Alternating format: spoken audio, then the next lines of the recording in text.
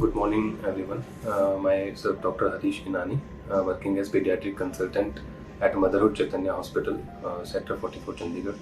Today, I will like to have some talk about a very common viral infection, mumps. Mumps is acute viral infection in which there is a very painful enlargement of salivary glands. Most commonly, the parotid glands are involved. Other glands can also be involved, like submaxillary and submandibular glands. It is caused by a virus which is known as paramyxovirus family. Most of the cases they are seen in the 5 to 15 years of the age children. Other age groups are also involved, but most common age group is 5 to 15 years of age. The infants जो 1 year से कम के जो बच्चे होते हैं उनमें जो mother से एंटीबॉडीज ट्रांसफ्यूज होती है तो उनसे 1 ईयर तक उनको प्रोटेक्शन मिलता है. So they generally do not got the infection. ज़्यादातर केसेस जो हमें देखने को मिलते हैं वो विंटर्स में और स्प्रिंग सीजन में देखने को मिलते हैं. और जो इन्फेक्शन का जो स्प्रेड होने का वे है वो जनरली डायरेक्ट कॉन्टैक्ट्स में जब हम पेशेंट के आते हैं या जो एयरबॉर्न ड्रॉपलेट्स हैं या फोमाइट्स होते हैं उनके थ्रू वो वायरस फैलता है. वायरस की जो टेंडेंसी है वो जनरली जो ग्लैंडुलर टिश्यू है और जो न्यूरल टिश्यू है हमारी बॉडी में, जो स्पाइनल कॉर्ड है, ब्रेन है, उनके लिए उसकी टेंडेंसी ज़्यादा होती है स्प्रेड होने की. और इसमें जब ये इन्फेक्शन लगता है मम्स इन्फेक्शन तो अदर बैक्टीरियल इन्फेक्शन या दूसरे वायरल इन्फेक्शन होने के, सेकेंडरी इन्फेक्शन होने के चांसेस 40 to 80% बढ़ जाते हैं.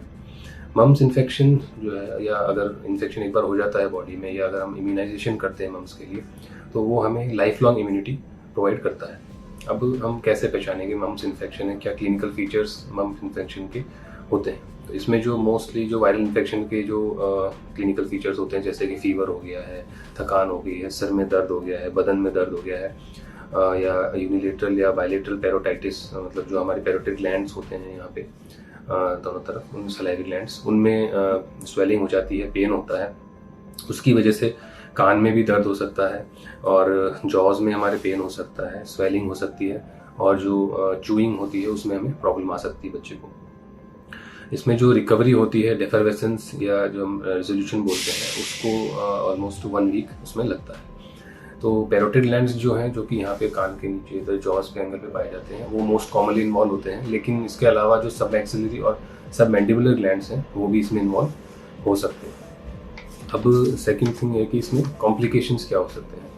जो है तो ये मोस्ट वायरल इन्फेक्शन ही है, लेकिन इसमें कुछ कॉम्प्लिकेशंस भी हो सकते हैं अगर ये सीवियर हो जाए. जैसे कि जो एडोलसेंट बॉयज़ होते हैं और जो पोस्ट प्यूबर्टल बॉयज़ होते हैं उनमें एपिडिडाइमो ऑर्काइटिस हो सकता है. जो उनकी टेस्टिस होती हैं उसमें स्वेलिंग और पेन हो सकता है, टेंडरनेस हो सकती है. दूसरा जो है इसमें इन्वॉल्वमेंट जो कॉम्प्लिकेशन हो सकता है वो हमारे ब्रेन में अगर वायरस जाता है, CNS का अगर इन्वॉल्वमेंट होता है तो वहाँ पे ये मेनिंजाइटिस कर सकता है या एंसेफेलाइटिस कर सकता है. लेकिन जो मम्स से जो मेनिंजाइटिस होता है वो जनरली रिकवरी कम्प्लीटली हो जाती है, उसमें जनरली इतने ज़्यादा कॉम्प्लिकेशन नहीं होता. इसके अलावा जो रेयर कॉम्प्लिकेशंस हैं उनमें आता है हमारे ऑडिटरी नर्व डैमेज हो सकता है जो डीफनेस कर सकती है, या सेरेबेलर एटेक्सिया है, ट्रांसवर्स माइलाइटिस है, गुलेन-बेरी सिंड्रोम है. इसके अलावा पेंक्रेटाइटिस है, मैस्टाइटिस है, नेफ्राइटिस है. तो कैसे हम डायग्नोस करेंगे मम्स इन्फेक्शन को. डायग्नोसिस जो बेसिकली इसका मेनली क्लिनिकल डायग्नोसिस ही है, इसके जो क्लिनिकल फीचर्स हैं, सिम्टम साइंस जो है. इसके अलावा अगर लैब फीचर्स में हम देखें तो एक सपोर्टिव टेस्ट हम कर सकते हैं. जो पेंक्रेटाइटिस जो होता है उसमें सीरम अमाइलेज लेवल हमें 90% केसेस में एलिवेटेड मिल सकता है. इसके अलावा जो कन्फर्मेटरी टेस्ट होता है वो एक एंटीबॉडी टेस्ट होता है जिसमें IgM ELISA जो है वो एलिवेटेड ब्लड में हमको मिल सकता है. बट मोस्टली क्लिनिकल बेसिस पे ही, OPD बेसिस पे ही ट्रीटमेंट क्लिनिकल बेसिस पे ही होता है, लैब टेस्ट की ज़रूरत नहीं होती. अब ट्रीटमेंट जो है मम्स इन्फेक्शन का मोस्टली सपोर्टिव ट्रीटमेंट है. हमें इसमें एंटीपायरेटिक्स, बुखार के लिए एंटीपायरेटिक्स देना है, और वार्म सलाइन माउथ वॉश इसमें कर सकते हैं. अगर कॉम्प्लिकेशन होता है, ऑर्काइटिस होता है, तो उसमें हमको बेड रेस्ट और उसके लिए स्लिंग सपोर्ट हमको देना है. इसके अलावा अगर एसेप्टिक मेनिंजाइटिस हो जाता है तो प्रेशर्स जो है हेडेक कम करने के लिए हम उसमें IV मैनिटॉल दे सकते हैं. और अगर ऑर्काइटिस है या आर्थराइटिस है तो उसमें हम सिस्टमिक ओरल स्टेरॉइड्स भी दे सकते हैं. अब सबसे इम्पॉर्टेंट जो है प्रिवेंशन हम कैसे करेंगे. इसमें प्रिवेंशन का ये है कि जब भी बच्चा अफेक्टेड होता है तो हमें उस बच्चे को आइसोलेट करके रखना चाहिए अलग से रूम में, जब तक कि उसकी पैरोटिड स्वेलिंग पूरी तरह से ठीक ना हो जाए. इसके अलावा जो इम्पॉर्टेंट है वो है कि इसका जो कंप्लीट इम्यूनाइजेशन जो हमारा IAP और नेशनल इम्यूनाइजेशन में जो शेड्यूल होता है उसके अकॉर्डिंग जहाँ भी मम्स की वैक्सीन होती है वो हमें कंप्लीट करवानी चाहिए।